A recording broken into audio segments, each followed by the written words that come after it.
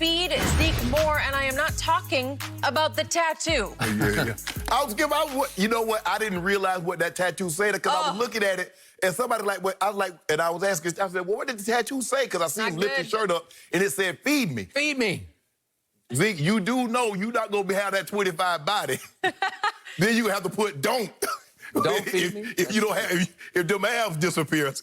Skip, Zeke was unbelievable. Now, had they given this award to Edwards-Helaire of Kansas City, Skip, I don't think you or I would have disagreed. Like first team all Sunday. I agree. So maybe it was because of the But, Skip, Zeke was And special. by the way, Derrick Henry was pretty good last night, too. But go ahead. Skip, when I look at Zeke looked reinvigorated. Yep. He looked rejuvenated. I agree. I mean, he always falls forward, but he looked like he had a burst that I hadn't seen Zeke have, especially out the gate. I agree. In a long time. Yep. Caught the ball extremely well, ran with conviction, ran with power, shoulder burst that I'm not used to seeing. Skip, but I'm a firm believer, and this is why, for the most part, Skip, Zeke has always been ranked higher on when the players and coaches than Dak. Because if you look at it, Skip, when they ran play action, Dak was 9 of 11 on play action, averaged 11 yards per attempt. On non-play action, he was 16 and 28, 5 yards per attempt. Just watch the game last night. Man, when they stick that ball in Derrick Henry's belly and he rolled through the line, you had Davis and the guys wide open. Yep. You got to honor him. In the fourth quarter, they were getting just bludgeoned by him. After a while, you just don't want to tackle him. And so with Zeke, if you got play action, Skip, and plus you got guys, now the play action, you got Gallup, you got Coop, you got CeeDee Lamb. So I'm surprised that they didn't give it to him more and they don't do more off of the play action. I'm a believer that I believe the offense should flow through Zeke. And if it flows through Zeke, good things are going to happen.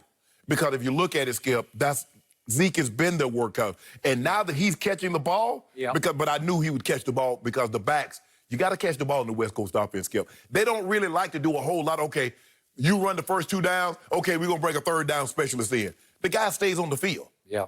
And Zeke can do it all, Skip. He can run the ball, he can catch it, and he's great. The one way you don't play in the West Coast system, Skip, you don't block on third down on blitz pickup because you get your quarterback beat up. And even though Donald slammed him, that was enough to slow Donald from getting a hit on Dak. And that's what you got to have. So I have no problem with this, but I do believe the offense should flow more through Zeke. Okay. Give me a number. He was 22 for 96 rushing. I believe Zeke at the bare minimum get 25 carries and probably 4 or 5. Somehow he's got to get between 28 and 30. Skip, you got to get your money out. Skip, I'm playing in 15 mil, and I'm trying to get to Tampa. And I believe with those amount of touches, somewhere between 25 and 30 touches per game gives me a better chance of getting to Tampa. I thought you were going to go 30, like 30 rushes. No, Skip. 30 rush. I don't know if he can take that, Skip. That's 380. So if you give him 30 rushes, that's 380 carries. Plus, you're gonna probably tack on, Skip, another 50, 60 catches. Skip, you push him to that's crossing another Rubicon. You know when guys give them 400 touches, Skip, you know ain't no coming back. His career high carries is 33. And remember, it was at Washington. I believe this game was on a Thursday night. If I'm not mistaken, it was a rain game, like a big mutter game. Yeah. And he went 33 carries. No, that was a Sunday game. That was a Sunday. I just have it in my head. It was raining. I remember. Yeah, I remember. Yes. He had 33 carries for 150 yards, and they beat a pretty bad Washington team that night. But it was a rain game. Right. So you were like, okay, we got it. Yes. We got it. Then his career-high touch game was that overtime in 2018 against the Eagles at Dallas. Do you remember this? He carried it 28 times and caught it 12 times. It was 28 for 113 and 12 for 79 more yards. Right.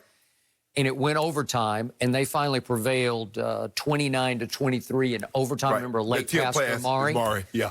And in that game, Dak Prescott threw for 455 yards. 3 touchdowns, 2 interceptions, but it went seesawed back and forth because he made a couple of mistakes. But then in overtime, he was sensational. He was dealing, yes. Okay, so that's career high. That's 40 touches in that game. Right. And yet, after I watched the second half the other night, there's merit to what you're saying.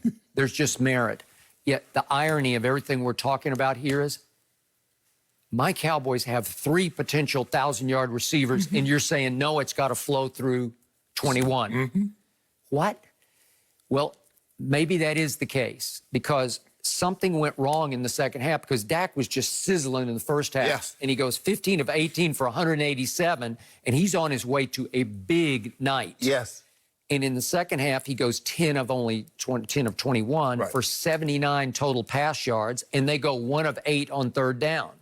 And Zeke dropped out of the picture because they said, let's just throw it. So 21 passes in the second half to 18 in the first half. So they kept going throw.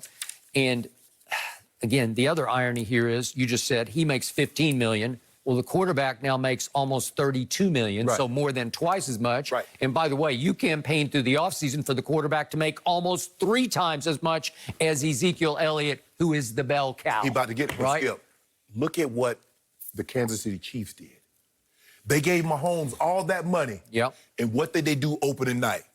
Clyde Edwards-Helaire. I loved him, and I said that before the draft. I wanted the Buccaneers to get him. And so there will be a time if teams want to stack the box and say, no, we refuse to let you run it today, Cowboys, that's when CD and Amari and Gallup can come into effect. But if you're going to run against Skip, that's light box. Because they stay in 11 personnel.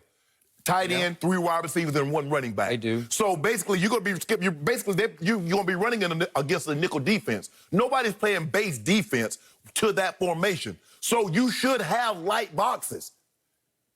Run them out of it. Run them out of it. Okay, so here comes your Atlanta Falcons, your hometown team, who've been a mess. Ever since the Super Bowl. They've been a mess. They got blown off their home turf on Sunday by maybe the best quarterback in football, or at least he's 1A. Yeah, they look good. Russell Wilson. Score was 38-25, and now Dallas is a 5.5-point home favorite over the Atlanta Falcons. Okay, it's at Jerry World, and yet look what Russell did to them throwing the ball. He goes 31 of 35 for 322, 4 touchdowns, 0 picks. Yeah. That'll work. Hey, Russell had a couple of runs in there, too. And he led them in rushing, and he had, 29 yards rushing on 3 carries, and Carlos Hyde had 23 yards on 7 carries. So he led them in rushing and obviously in passing.